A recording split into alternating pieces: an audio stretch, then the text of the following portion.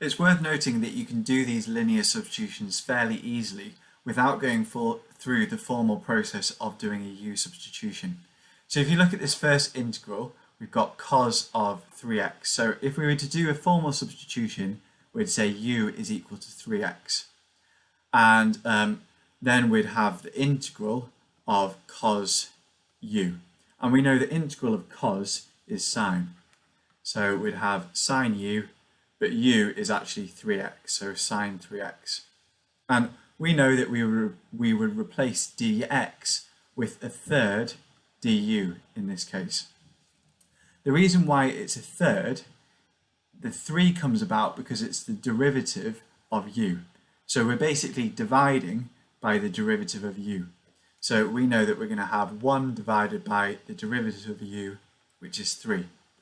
And actually, another way of thinking about this, quick method, is to think, if I was to do the chain rule on this function, if you were to do the chain rule, you would times by 3.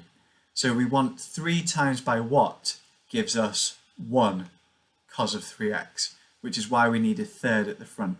And if you check that with the chain rule, you would end up with a 3 times by a third cos of 3x, which is cos of 3x, which is what we wanted. So let's try and do that quick method on this second integral. So we would let u equal 5x plus 2. So we'd be integrating e to the u, which just stays as e to the u. And then we would need to divide by the derivative of 5x plus 2, which is 5. So we're going to times by a fifth. And again, you could check that when you differentiate this using the chain rule, you would end up with e to the 5x plus 2. And finally, here we would let u be 6x plus 2. So we'd integrate sec squared u. Integral of sec squared u would be tan u.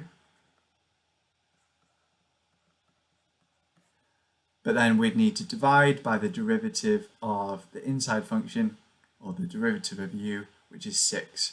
So we're going to times by a sixth. And again, you could use the chain rule to check that when you do the chain rule, you're going to have 6 times a sixth, which will give us 1 sec squared. So this does differentiate to give us that. It's important to realise that this quick method of integrating only works if we've got a linear substitution.